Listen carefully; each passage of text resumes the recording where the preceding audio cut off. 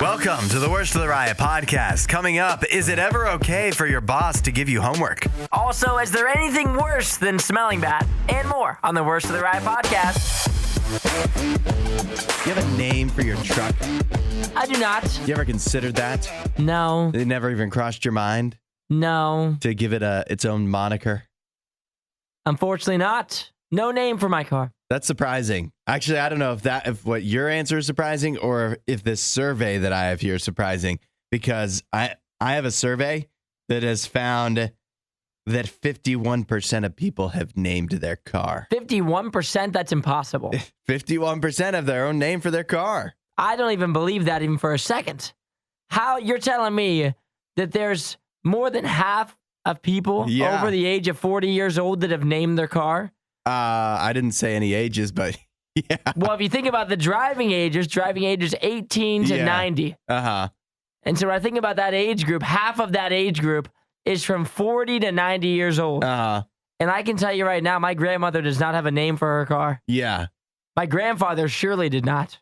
I don't know if I know anybody that has outwardly claimed to have a name for their car. Maybe a gender. A lot of people do a gender for their car. Is your truck a boy or a girl? It's a boy. It is a boy. I selected it myself.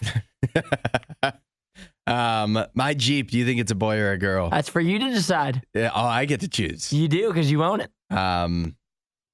I'll say it's a girl. It's a girl. No, that's just weird. It's a little weird. No, it's not weird. It's a little weird. It's not weird. It's a lady. The Jeep is it's a beautiful lady. Yeah. Exactly. And then now we have to name it. Now we have to name. What is the point? What's the point of naming your car? A lot of people in this survey also say their car, they consider it a part of the family. If I considered my car a part of the family, it would be by far the most disappointing. It would be cause vastly more turmoil than any other actual member of my family, for sure. And I think too that for some people they're big into cars. Yeah. And they have like their dream car. Yeah. And so maybe then you'd be a little bit more attached to your car. Sure. But if you don't have your dream car, yeah, then it's just another car. Our car is just a means to an end for us. Yeah, I wouldn't really consider my car a member of my family. Yeah. If so, I should treat it better. Yeah, that's right. But it should treat me better too. It should stop letting me down in important moments of life. But isn't that just a part of your family? Doesn't that make it more? No, it doesn't. I didn't know that your family members consistently exceed your expectations. They at least meet them. Yeah. And my car, I mean, maybe I've lowered my expectations at this point, but you know, your family members don't just break down and cost you thousands of dollars. At least mine haven't yet, but my car does occasionally. If I had to pick a name for my Jeep, I decided it's a lady. I'm thinking, what would be a fitting name for a lady Jeep? A lady Jeep? Yeah. Beatrice? Beatrice? It's the first one that came to mind for me. I don't think that fits at all. What's your car's name? I don't have a name for my truck. You gotta come up with a name. I don't really do names because then I become too attached to it. If I crash a car that I have a name for, does that make me feel worse? I guess it probably should. Yeah. You think so? If it's a member of your family, you shouldn't be beating them up. Yeah, that's right. It's getting injured. Exactly. Yeah. All right. Let's just not name our cars then. Add a little riot to your Instagram feed. Follow @RadioU Official. The Riot. Radio U. In the midst of useless knowledge, today's theme is all about children's picture books. And Isaiah has your useless knowledge question of the day. At age 27, author Beatrix Potter wrote an 8-page letter hoping to cheer up a sick 5-year-old. This letter ended up becoming a book. Very popular book. What is that book? I'm going with one of the well-known children's books of all time. Curious George. A good guess. The real answer, which many people texted in, the story of Peter Rabbit. If you want to cheer up a sick 5-year-old, yeah, rabbits are cute. Sure they are. Makes sense to me. Let's do some rapid fire. One of the most famous children's books of all times was released in 1947, but did not become even remotely popular until 1970. What was this book? Steam Shovel Mike. Wait for it. Here it comes. I was looking for Goodnight Moon. Oh. That like quadrupled the copies sold between 1947 to 1970. Really popped off then. Wow. How about this one? You got to get this one. Okay, got it. This book featured things, but was supposed to feature horses. Which book is this? This is a crazy question. Wait till you hear it. Its main characters were all things, but it was supposed to feature horses. Gumby. The answer I was looking for was Where the Wild Things Are. Oh, yeah, much better without horses. Definitely. Yeah, apparently the author could not draw horses very well, and so he just made them things. Oh. What about this one? This book has no author. It was actually a folk tale that ended up becoming a very popular children's book. Uh-huh. What book is this? Aesop's Fables. The Little Engine That Could. No, nobody wrote that. Nobody wrote it. There's no record. No record of an author. What was your favorite children's book as a child? I loved Where the Wild Things Are. That is a good book. That one, short too. My grandmother had that at her house in her basement, and that's the only book I remember reading as a child repeatedly. That is a good one. What about you? What that Steam Shovel Mike one I said? That was pretty good. I never even heard of that one. It's like Mike. I think Mike is actually the guy. And he he's has got a a steam shovel? Yeah, and I think the steam shovel could be a lady. Can't remember. Interesting I childhood. think it's written you had. by, I believe, Virginia Woolf.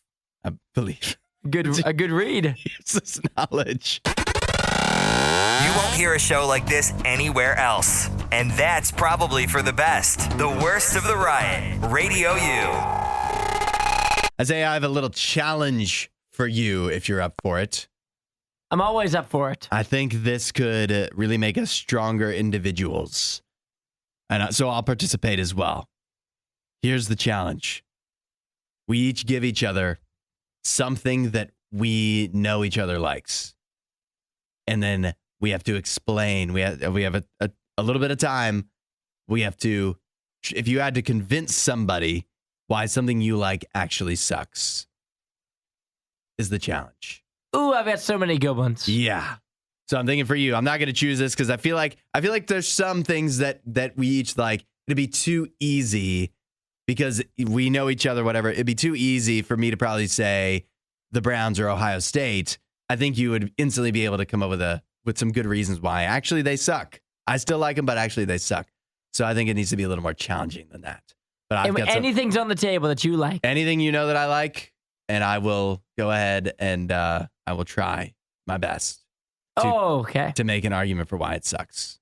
Love that. You want to pick first or should I? I can lead off if you'd like. All right, go for it. I'm going to go with, I'm in between two. Oh, this is so difficult. Because obviously I could lean hot dog Aaron Rodgers. Those are easy pick'ems, but that's too easy. Uh-huh. I want to go into more of a deeper cut. Okay. And then there's Canada. Yeah. Which would just be funny to hear you trash Canada. Yeah. But I think I'm going to go with Popeyes this morning. Oh, no. I'm going to go with Popeyes because I know that you like Popeyes so much. I even considered your wife, but I didn't want to get you in trouble. Yeah, we don't want to do that. Oh, you did. You found a challenge for me. I think, Aaron Rodgers, it would be easy for me to make the case against Aaron Rodgers, but to make the case against Popeyes. Okay. So much going for it. Yeah. For you, I was thinking, I don't know why this is the one that instantly popped into my head for you. And I don't even know how much you truly like it, but I remember you liking it and it shocked me. And that is Avatar. Not the Airbender, the blue people. Oh, okay, got it. Yeah. The movies. Can you make a case for why against Avatar? Yeah. That's a good one. I do like the Avatar movies. Yeah. That's tough. You give me a toughie. Yeah, well, we'll have a few minutes here to think about it. And I don't know if there's really a winner or loser. I just think it's going to be fun. We'll explain why the things we like suck coming up next. Do yourself a favor and follow The Riot on Instagram at RadioU Riot. And Isaiah and I are embarking on a challenge here. We've each given each other a topic, something we know that each other likes, and the challenge is to make the case that the thing you like actually sucks. Isaiah, you're going to be, I've challenged you to explain why Avatar, the movie, sucks. And you've challenged me to explain why Popeyes, the restaurant, sucks. Who should go first? Well, I chose first, so maybe you should lead first. All right, I guess that makes sense. All right, Popeyes. I mean, it'd be easy to make the case if you just wanted to go anti-fast food in general, and so lump Popeyes in there. Like all the cases you can make against fast food. Unhealthy, salty, it's not high quality, whatever. I'm not gonna, that's no fun. Why does Popeyes suck more than other fast food restaurants? One, the prices have gotten out of control. Yesterday on the show, we talked about the biggest price jumps at fast food restaurants. McDonald's is number one. You know who's number two? Popeyes. Popeyes has the second biggest price jump in the last decade. That's horrible. What do they charge them more for? It's the same food. But that quality, though. Yeah, that's right. Secondly, this is probably the easiest point to make against Popeyes. You go to Popeyes, and even if you go to a good Popeyes, there's about a 75% chance at a good Popeyes that your order's going to get messed up. They're going to forget something. They're going to be out of something. And even if they don't mess it up, you're going to be stuck there waiting for 20 to 30 minutes if they're just not having a good day. So that's a couple marks against Popeyes. And that, again, that's the bad ones are worse. The good ones aren't very good at that. And finally, Popeyes, the chicken sandwich, many would say is very good. But what else do they have? What else is getting you excited about? What about Popeyes? them seasoned fries? The chicken sandwich came along a few years ago. It's still relatively new. Before that, was anybody rushing to Popeyes? No, because the rest of their food possibly could be considered mediocre at best and disgusting at worst. So hopefully I've convinced some people here that although I love Popeyes, it actually sucks. I thought that was pretty good. That was solid. Yeah. I will top it. Okay. On Avatar, which is a movie that I enjoy. Yet again, we're talking about the blue people. Yeah. Not Avatar, the Airbender. That could be considered the first mark against it. It's like have your own name. You can't exactly. You can't even defer. I have to explain to you which one I'm talking about before it even starts. Here we go. First off, I mean, it's like 4 hours long. Yeah. That is like the biggest. If I wanted to do one mark against it, and I need to say nothing else, if you go to the movie theater, you may have to take a little nap in the middle of the movie. Yeah. And the good thing is, there are parts, especially in the second one, where you could have napped through it. And you could have completely lost consciousness for a while and came right back in, and you wouldn't even have been surprised. That gets me to my second point. The storylines. Where are the twists? There are no twists. It's just straightforward. That's the part about it that really hurt me, is the world was gorgeous. The idea, very cool. But it ended up being every other action movie. It's like it's kind of a sci-fi movie for the fact that it's like placed in the future. And there's blue people, and you're on another world. Yeah. But unfortunately, not a good one. Not a good sci-fi movie. It's more of an action movie than anything else. They went more military than they went sci-fi. And that was the part in which they started to lose some of the sci-fi people. Also, Way of Water. It's the exact same movie as the first one. I mean, it's the exact same premise. And that's the wildest part of it was they legitimately just reused the same villains, brought him back, and had the exact same storyline. They just put him next to water. Yeah. 14 years to do that? You would think they would have done something a little bit more special. Will I watch the third one? Of course I will. Yeah. That was pretty good. If I didn't know any better, I would think you actually don't like the Avatar movies. Even though I do like them. Yeah. I think we realize we're pretty good at this. Or do the things we like suck? We're not sure who behaves worse, the Riot or their dogs. I don't even know how to behave like a real human being. The Riot, Radio U. 500 people under the age of 27 were surveyed by the dating app Wingman. You ever heard of it? I have not. Neither have I. But It's a good name. It actually is. In this survey, what they found was 65% of people prefer their first date to be digital only, as in like video chat, not in person. So via FaceTime. Yeah. 2 out of 3 people under the age of 27 would prefer to have the first date over FaceTime, Zoom call, rather than go out somewhere together. An interesting concept there. Yeah. And I understand. I'm looking at some of the cases for why you would want to have your first date online.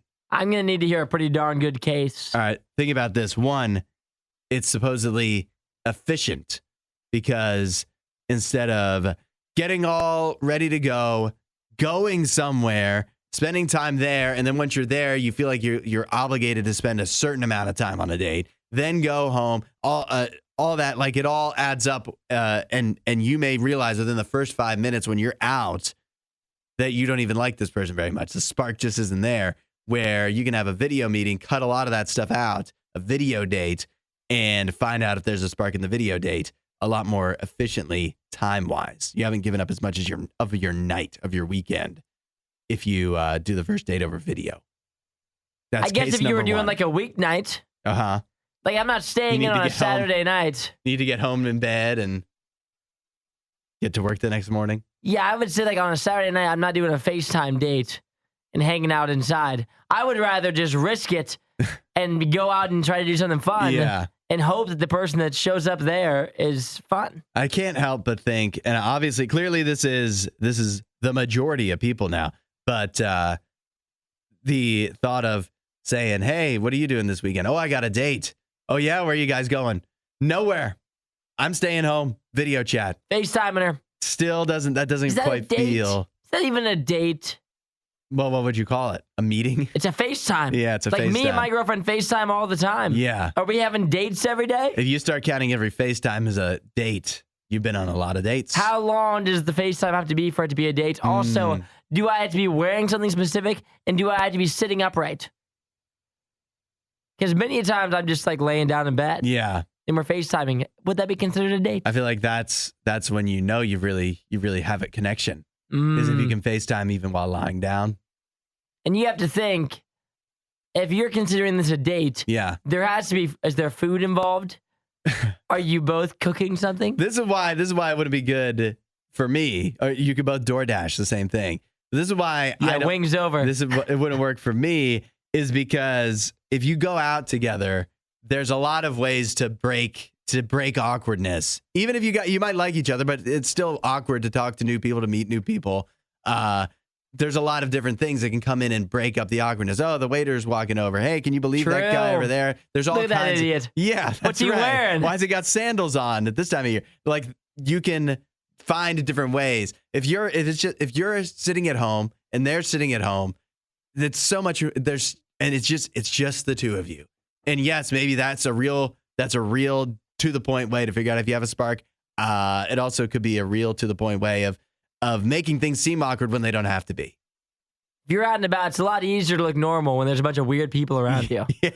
You can look like the normal one depending on where you go. Uh-huh. But if you're all by your lonesome, it's just you and her, it's a lot easier to look weird. Yeah. Other now this I can get behind.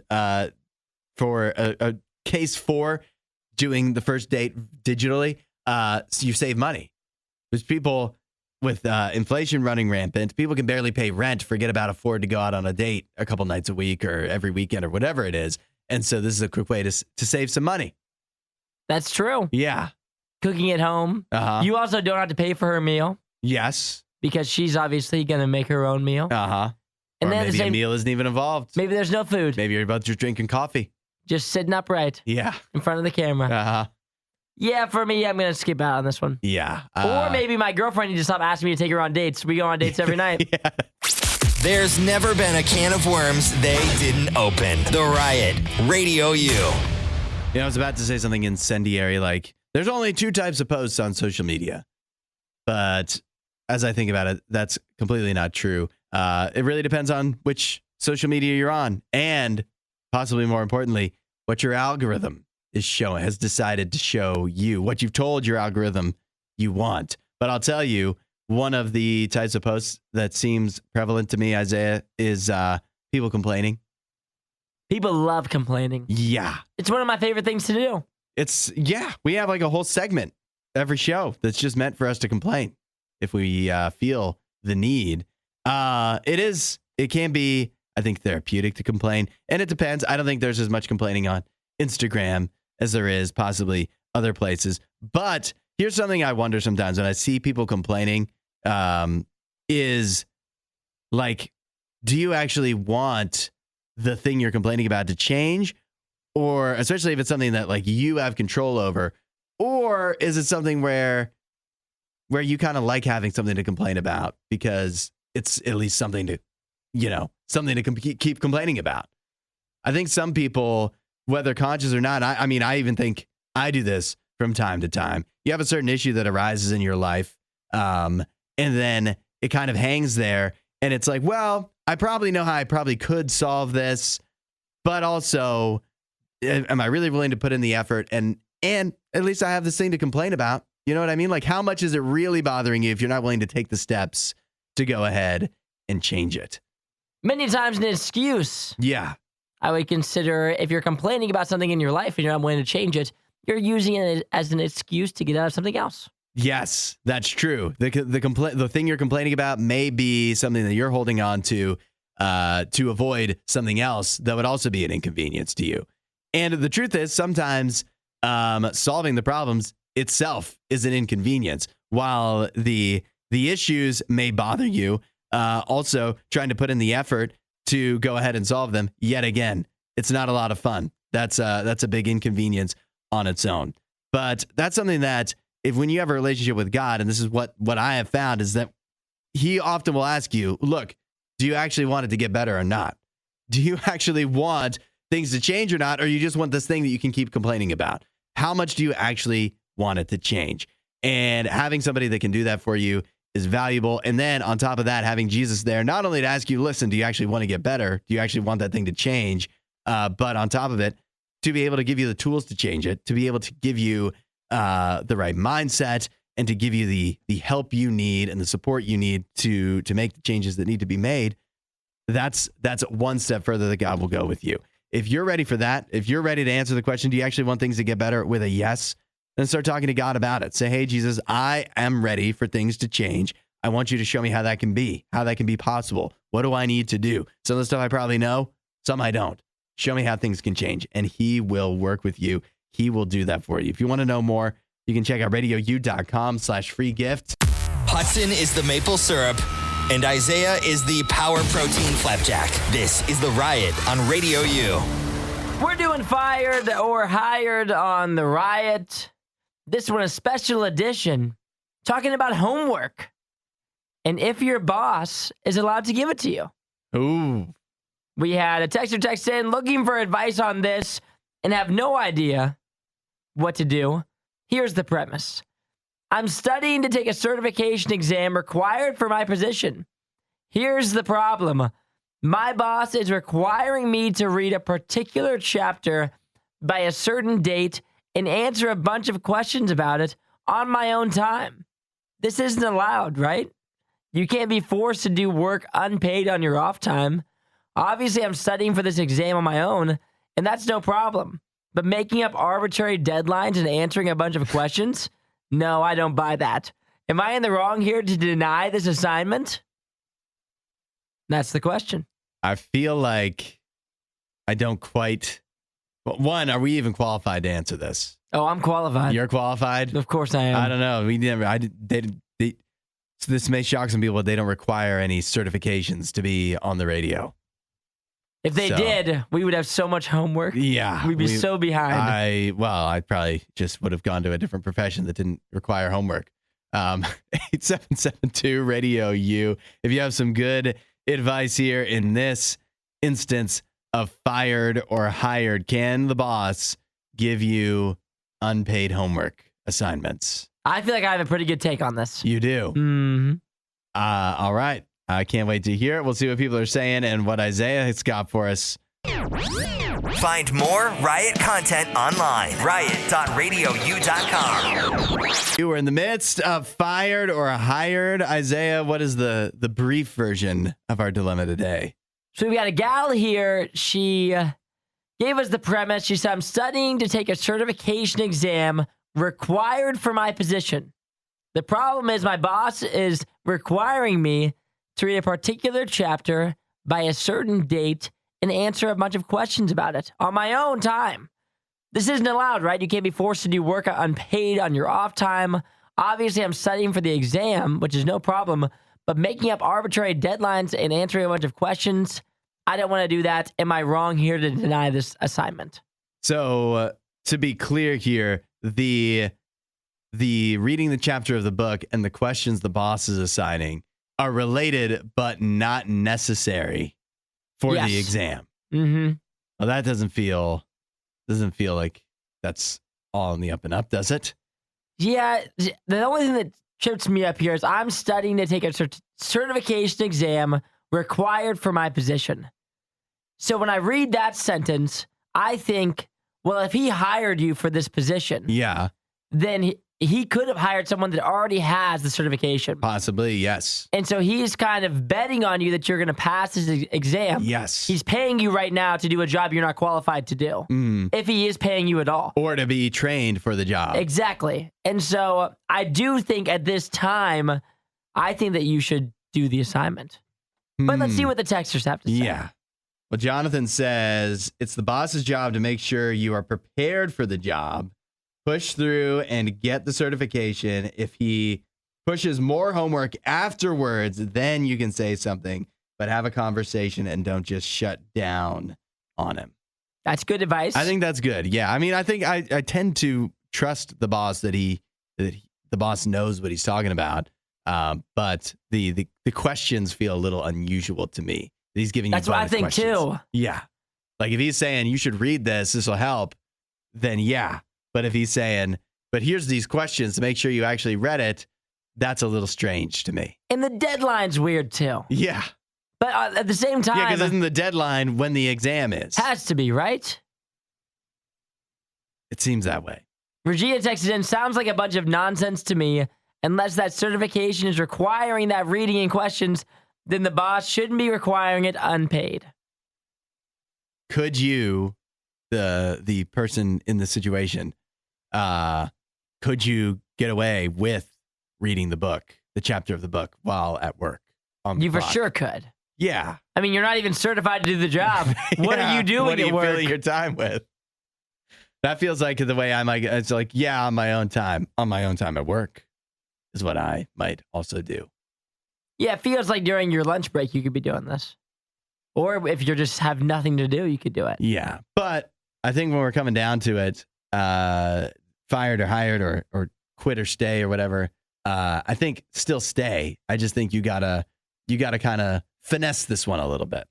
Yeah, I would finesse it. I would say the question's weird. But maybe you just, I mean, yet again, you're trying to get a certification exam here. Mm-hmm. I would say, my opinion, just go along with this. And then after you get the certification, no chance you're doing any homework. Like, it's over. Yeah, that's got to be the cutoff. I'm certified now. There's no chance I'm doing any more work. But at the same time, I would not want to do this outside of the job. I think we're on the same page with this. 8772 Radio U. If you've got anything you'd like to add in this fired or hired. The only thing Isaiah loves more than the riot is himself. Someone who probably still lives with his mother and hates himself. You're listening to The Riot on Radio U. We're now less than a week away from the total solar eclipse. Everybody getting their eclipse glasses, of course. But you know what's always an issue whenever an eclipse comes up is counterfeit, fraudulent solar eclipse glasses. That'll hurt your eyes.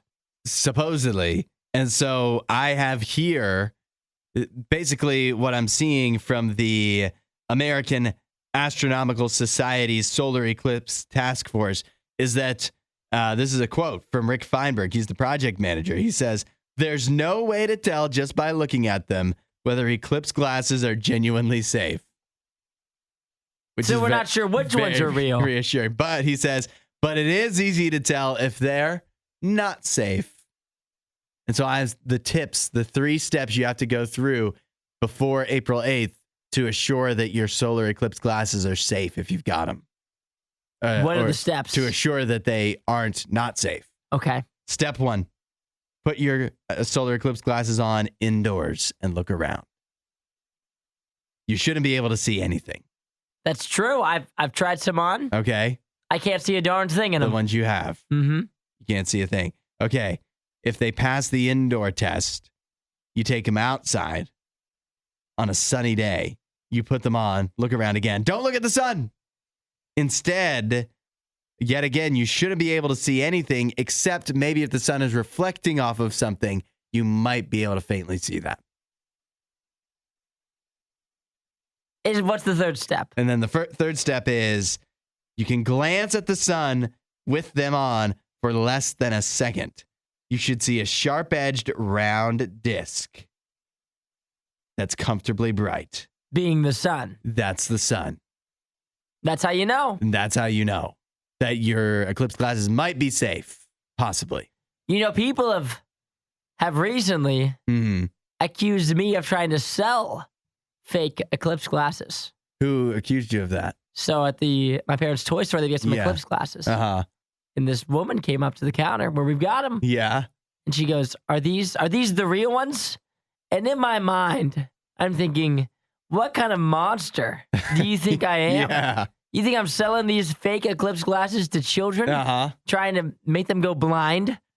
Causing long-term eye issues? Yeah. As far as I know, they're real. I can't be sure. Uh-huh. But as far as I know, they're real. It seems that no one can be truly sure. I mean, this is a wild question. No, these are fake ones. We're just selling them for fun. Your kiddos, tell them to put them on and look at the sun. Yeah. Like, when are you going to wear them if they're not real? When am I going to say, yep, they're fake? These are April Fools. They're joke glasses. Yeah. You give them to the kiddos, let them wear them around the house. Well, I wouldn't. You and your toy store would never do this, but you know, some people see an event like this, an international phenomenon, and they think, how can I use that to make a quick buck? But since so many places I got eclipse glasses, I got them for free. Since so many places are giving away for free, I don't know why people would even waste their money on something you don't even know if it's real or not. You're saying just look at the sun. No, I'm just saying you can get them for free, but if you're paying and you're not pretty sure that they're real, then why are you paying? Oh yeah, if they could be fake ones. Yeah, if you have any doubt in your mind. And also, people buying them at the toy store, I just gave them the 3 steps to test them out. Go ahead and do it. Put them on? Yeah. Look around. You won't see a darn thing. Yeah. If you can't see Isaiah, then you know they must be safe. Disinformation, mispronunciations, bad impressions. That's Hudson. This is The Riot on Radio U. Albany, New York has actually played host to the Women's Elite Eight matchup last night between LSU and Iowa, but it also it has something else going on right now, and it's been going on for a while.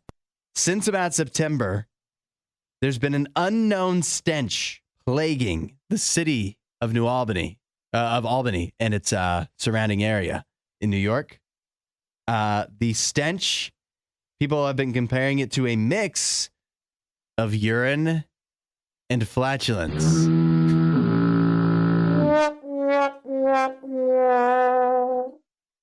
A double whammy of scatological scents that are plaguing the area of Albany, New York.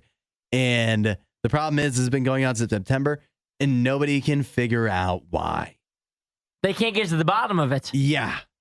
They can't make heads or tails of it. This mayor is not getting reelected. Yeah. I can tell you right now. What a great campaign to run. I will quash the stench of this city.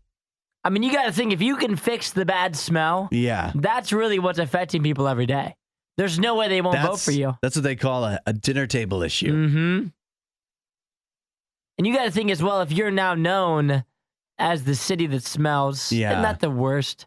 I've been to some cities that smell bad, and they just leave a bad taste in your mouth. I mean, it's immediate.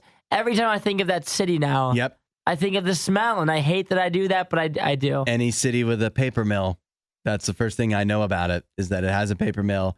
Looking at you, Spring Valley, Pennsylvania. Oh. You stink. And you know it. You know it. And for that, at least there's a good reason. For this, there's no good reason. It's unexplained why the city of Albany, New York smells like urine and flatulence, but it does. How long, if a smell of this caliber sprung itself in your city, before you would move out? Oh, goodness. Before you consider other Before I made a options. big move? Yeah. Is that bad enough to make you want to move? Well, I got to figure out, I mean, even just the length of time for me to think this is a long-term issue. Yeah. Because there's times when, like, there's weird smells outside. Yeah, of course. But, like, if this goes on for longer than a month, if we get to near the 2-month part, I start to question, is this my life now? Yeah. Like, I grew up when they would like toss the chicken manure down in the fields. That was a rough time period for my home. Yes, absolutely. But this year round, That's temporary. yeah, exactly. But could this possibly, this has been going on since September, so that's pretty long term. But could that actually be better? Because you think about the people in Spring Valley, Pennsylvania too, with the paper mill. They've gotten used to it. Nose blind. When you drive through, it's uncomfortable. But if you just live there, that's your life. You probably just get used to it. Oh, I hate the thought of that. So yeah, in Albany, New York at this point, now, why are people even complaining? It's been this way since September. I'm surprised you can still smell it. See, but I think that one thing, just smell is such a bad rep. Yeah. Like if I walked into your house and you were just acting normal and it smelled like urine and flatulence, and I would be questioning everything I know about you. Yeah. And so if I come to your city and it smells like that, and I ask somebody, why does it smell? What's that smell? And they're like, this is how it always smells. What do you mean? I don't smell a thing. Then immediately I'm like, this place is horrible. Yeah. Imagine this smell sticking on you. And it's not even like it's one thing, again, paper mill smell stinks, but it's not like you can tell it's not like a natural smell. But if this truly smells like urine and flatulence and it's sticking on you as you're going about your day and going into other areas and people are smelling you, you can't have that. No, you can't. And you think about like you're getting ready to eat lunch. You walk out, so you get out of your car, walk outside, urine and flatulence to your face right before you walk into Wendy's. I mean, how are you going to keep an appetite going? We're not sure who behaves worse, the Riot or their dogs. I don't even know how to behave like a real human being. The Riot, Radio U. This is a segment we like to call Our 2 Cents. Isaiah and I finally get the time to just speak freely about our likes and dislikes. Whatever we decide we want to talk about, we talk about it here. This is Our 2 Cents. My mom killed it on the Easter basket this year. I, as a grown man, still receive an Easter basket, and I always get worried every year. I was talking to my girl E about this. I always get worried, when is my last Easter basket coming? When will my mother stop getting me Easter baskets? That day was not Sunday. And the thing about my mom's Easter baskets is it's not candies. It's not just Peeps. She mixes in kitchen utensils. I got a spatula. I got an oven mitt. She had some of my favorite candy bars in there, such as the Take 5 bar. That's a good one. I also got a foot file. So That's what she tried to tell you. So lots of everyday appliance little things. Yeah. That were very nice. A nice little gift in the springtime when I don't receive a lot of gifts. I didn't get much in the past couple months, and I won't be getting anything until my birthday in the summer. For us guys, sometimes between Christmas and summer, in your case, Christmas and your birthday, not a lot of gift-giving occasions for you. So for that reason, the Easter basket, very much appreciated. I liked it. I like it a lot. I like it a lot. Last night, I watched Godzilla v. Kong. You did? The one that's not in theaters. In preparation to go ahead and watch Godzilla v. Kong in theaters, which I will do. And I am still fully on board with going to see that, even though the reviews haven't been the best, because the reviews weren't the best for the previous Godzilla v. Kong, the one that I watched.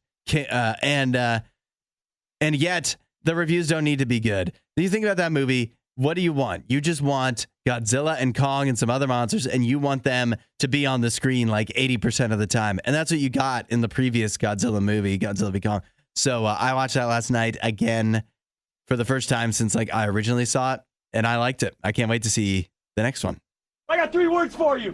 You like that? I've been in on sweet treats. I can't stop myself. This transition from the Easter basket. Yeah. Now I have some extra sweet treats in my house. Yeah. I don't know what has happened to me in the past like couple months. I cannot finish a meal without having some sort of sweet afterwards.